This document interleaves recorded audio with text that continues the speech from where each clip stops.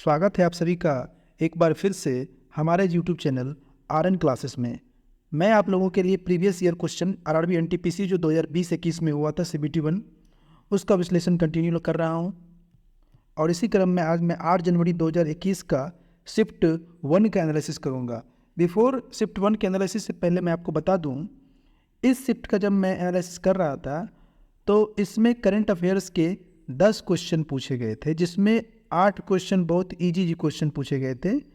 हालांकि मैंने total 40 question रखा है इस वीडियो में, और वो 40 क्वेश्चन क्या है कि करंट भी डाल रखा है, जिससे आप लोगों को आइडिया लग सके कि कौन सा करंट और किस तरीके से पूछा जा रहा है। तो आइए बिना किसी विलंब के शुरू करते हैं।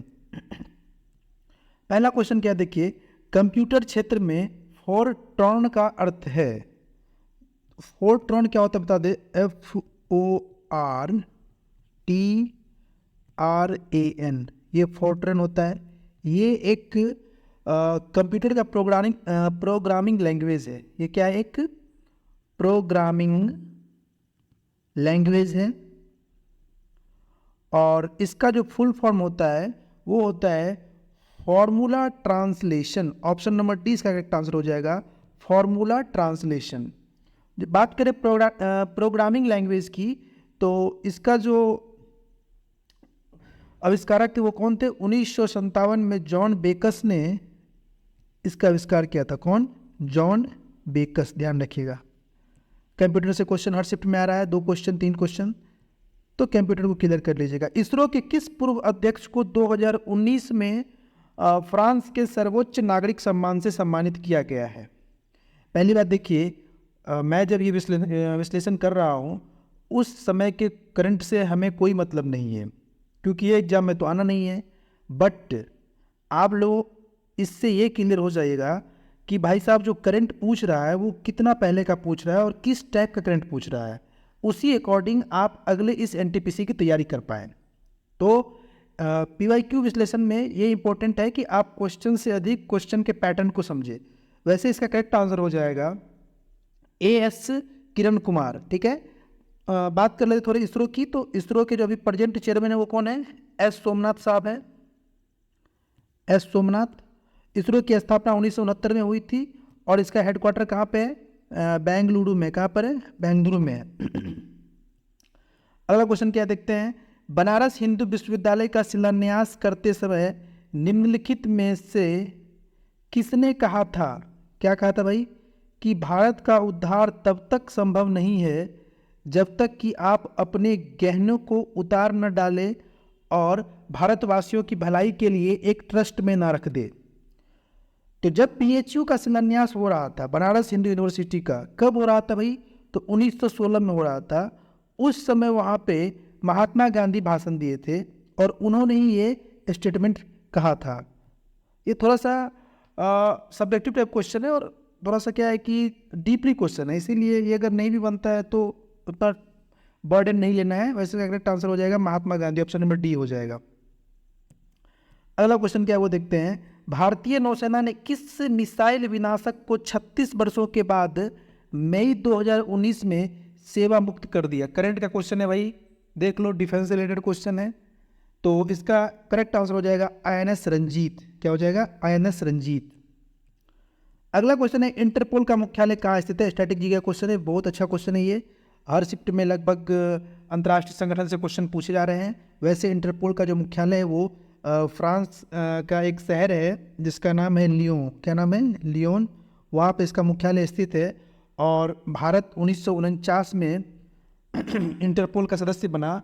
और इंटरपोल का जो स्थापना हुआ था वो हुआ था, कब हुआ था? 1923 में हुआ था। ध्यान रखिएगा, ये पूरे दुनिया में जो क्राइम एक्टिविटी होती है उसको कंट्रोल करने के लिए ये एक ऑर्गेनाइजेशन है। आइए अगला क्वेश्चन देखते हैं, आयतन की दृष्टि से विश्व की सबसे बड़ी मीठे पानी की झील कौन सी है? अभी क्या है इसमें प्रॉब्लम, सबसे बड़ी मीठे पानी की झील कौन सी है, उसमें जोड़ दिया आयतन। अगर आयतन की दृष्टि से पूछ रहा है तो ये हो जाएगा बैकाल झील, ऑप्शन नंबर ए। दूसरी बात, अगर सतह के अनुसार पूछ रहा है, सरफेस के अनुसार, तो ये हो जाएगा आपका सुपीरियर झील। क्या हो जाएगा? सुपीरियर झील। बैकाल झील कहाँ पे है? ये रूस में है। और सुपीरियर झील कहाँ पे है? तो तो ये यूएसए और कनाडा के बाउंड्री पे, ध्यान रखिएगा। ये भी मीठे पानी की झील है और ये भी मीठे पानी की झील है, बट ये जो है ये सतही क्षेत्रफल के आधार पे सबसे बड़ी, और ये आयतन के आधार पे सबसे गहरी, सबसे बड़ी, ध्यान रखिएगा। और जो दुनिया की सबसे बड़ी झील है वो कौन सी है, तो ये कैस्पियन सागर है, ऑप्शन नंबर सी। समझ गए, इसमें क्लियर हो गया, बैकाल, सुपीरियर और कैस्पियन सागर, कॉन्सेप्ट क्लियर कर लीजिएगा इसका अच्छे से। भारत में दूसरा सर्वोच्च संवैधानिक कार्यालय कौन सा है, तो पहला तो हो जाएगा प्रेसिडेंट और दूसरा हो जाएगा vice president. Option number C इसका करेक्ट आंसर हो जाएगा।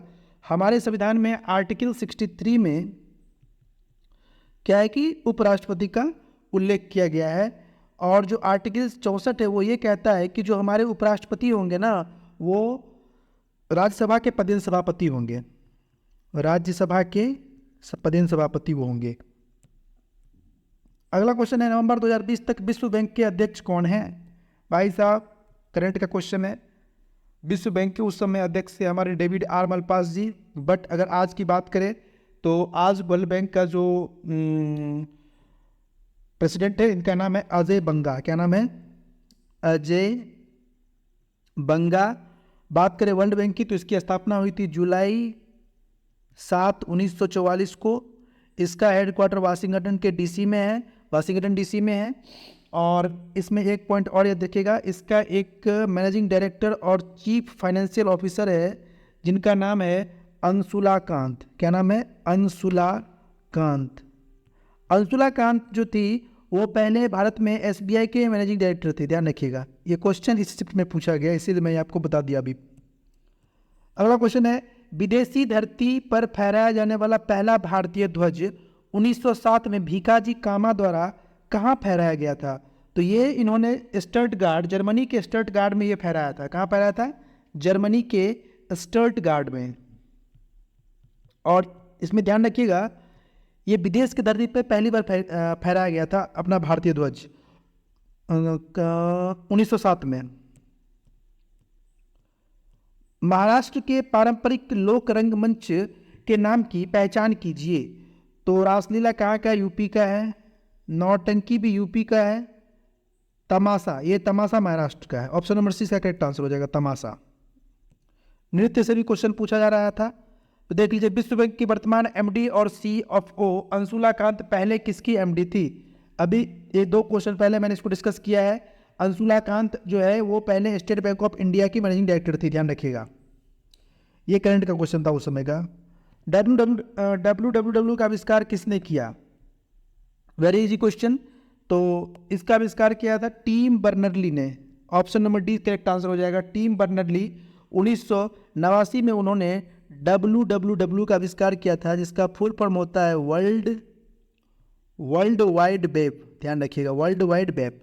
अगला क्वेश्चन क्या है, हम्पी में विरूपाक्ष मंदिर किसको समर्पित है, तो ये भगवान शिव को समर्पित है। Option number C correct answer हो जाएगा। हम्पी का जो विरूपाक्ष मंदिर है वो भगवान शिव को समर्पित है। भारत के किस राज्य में सर्वाधिक कोयला भंडार है, इजी क्वेश्चन है, झारखंड। ऑप्शन नंबर डी हो जाएगा। सबसे अधिक कोयला का भंडार भारत में कहाँ पे है, तो झारखंड में है। अगला क्वेश्चन है कि निम्नलिखित में से कौन भाभा परमाणु अनुसंधान केंद्र द्वारा संचालित परमाणु अनुसंधान रिएक्टर है, तो इसका करेक्ट आंसर हो जाएगा ध्रुव। बात करें भाभा परमाणु अनुसंधान केंद्र की, तो इसका जो मुख्यालय है वो कहाँ पे है, वो मुंबई में है, ध्यान रखिएगा। और यहाँ का जो न्यूक्लियर रिएक्टर है उसका क्या नाम है, ध्रुव। अगला क्वेश्चन देखिए क्या है, 1857 के विद्रोह का तत्कालिक कारण बने ग्रीस्ड कारतूसों का उपयोग करने वाली एनफील्ड राइफलों को पेश करने के लिए कौन जिम्मेदार था, तो उस समय जो गवर्नर जनरल थे उसका नाम था लॉर्ड हार्डिंग। क्या नाम था, लॉर्ड हार्डिंग, जिनका कार्यकाल था 1844 से लेकर के 48 तक। उन्होंने ही ये एनफील्ड राइफल को पेश किया था। ऑप्शन नंबर ए से करेक्ट आंसर हो जाएगा हेनरी हार्डिंग। नवंबर 2020 तक भारत के मुख्य न्यायाधीश कौन है, करंट अफेयर का क्वेश्चन है, वेरी इजी क्वेश्चन है। उस समय कौन थे, अरविंद बोबडे थे। लेकिन अगर आज की बात करें, अभी चेंज हुआ है, 2 दिन पहले पता लगा है कि 10 नवंबर 2024 को जो हमारे वर्तमान के सीजेआई हैं, कौन है अभी सीजेआई, DY चंद्रचूड़ साहब, ये रिटायर हो रहे हैं। और 11 नवंबर 2024 को जस्टिस संजीव खन्ना हमारे नए CJI chief justice of India appoint होंगे और ये हमारे भारत के 51वां चीफ जस्टिस होंगे, ध्यान रखिएगा। अगला क्वेश्चन क्या है, एक सुरक्षित ई भुगतान विकल्प प्रदान करने के प्रयास में RBI ने लॉन्च किया। करंट का क्वेश्चन है, उस समय करंट का ये क्वेश्चन था, बहुत इंपॉर्टेंट क्वेश्चन था। तो उस समय वो विजन 2021 नाम का एक प्लेटफॉर्म लॉन्च किया था। अगला क्या है, 2020-21 के लिए भारतीय उद्योग परिसंघ के अध्यक्ष का नाम बताइए। करंट का क्वेश्चन है उस समय का, देख लीजिए। प्रेसिडेंट भर के पूछ रहा है इस शिफ्ट में। तो उस समय थे हमारे उदय कोटक जी थे। कौन थे? उदय कोटक जी थे, ध्यान रखिएगा। ध्यान रखिएगा, इसमें ये नहीं कि उदय कोटक थे 2020-21 में। ध्यान ये रखना है कि अध्यक्ष जो प्रेसिडेंट जितने भी सारे फेडरेशन हैं या बड़े बड़े संगठन हैं, उनके प्रेसिडेंट को याद करना है। अगला क्वेश्चन क्या देखिए, 11वीं विश्व व्यापार संगठन मंत्री स्तरीय बैठक कहाँ आयोजित की थी? तो लगातार करंट ही पूछा जा रहा है इस शिफ्ट में, ये भी करंट का क्वेश्चन है और ये हुआ था अर्जेंटीना में। मैं बात करूँ WTO की, वर्ल्ड ट्रेड ऑर्गेनाइजेशन, इसकी स्थापना हुई थी 1 जनवरी 1995 को और इसका जो हेडक्वार्टर है वो कहाँ पे है? वो जेनेवा में, ध्यान रखिएगा। अगला क्वेश्चन क्या देखते हैं, पहला ICC पुरुष T20 क्रिकेट विश्व कप खिताब किस देश ने जीता? तो पता होना चाहिए 2007 में पहली बार T20 क्रिकेट विश्व कप जो ICC इवेंट था वो हुआ था और ये कहाँ हुआ था? ये साउथ अफ्रीका में हुआ था। और कौन जीता था? भारत जीता था। भारत ने किसको हराया था? तो पाकिस्तान को हराया था, ध्यान रखिएगा। निम्नलिखित में से किसमें CFC है? क्लोरोफ्लोरोकार्बन। तो ये मेनली हमारे जो शीतलक द्रव्य जिसको हम लोग रेफ्रिजरेंट्स बोलते हैं उसमें होता है। ऑप्शन नंबर ए से करेक्ट आंसर हो जाएगा, शीतलक द्रव्य।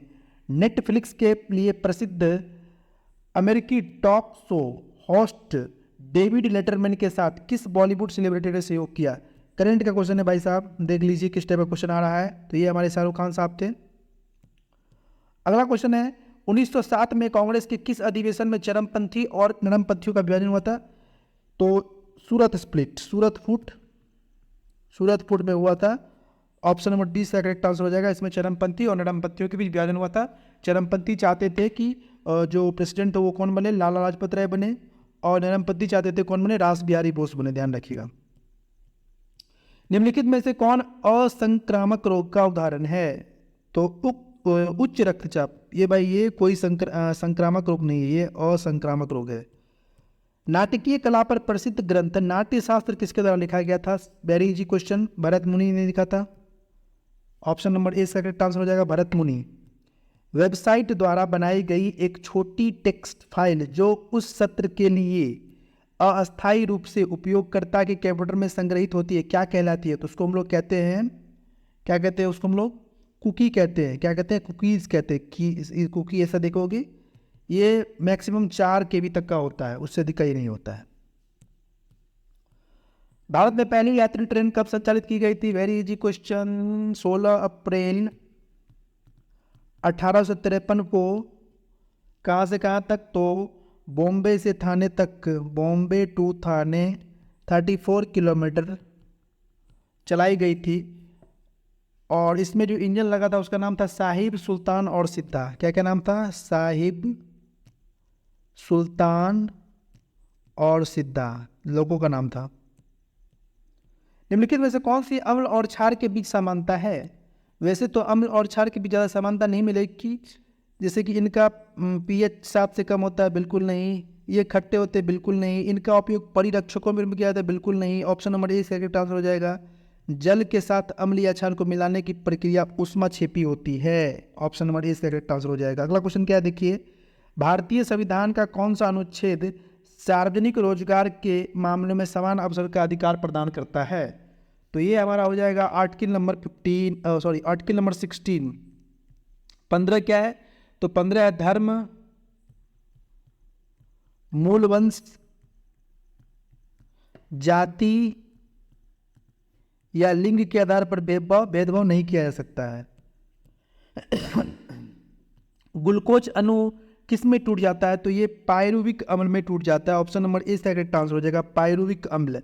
निम्नलिखित में से किस औषधीय पौधे का उपयोग रक्तचाप के उपचार के लिए किया जाता है? तो ये सर्पगंधा। ऑप्शन नंबर ए से करेक्ट आंसर हो जाएगा, सर्पगंधा पौधे का उपयोग किया जाता है। निम्नलिखित में से कौन आसियान के संस्थापक देशों में से एक है?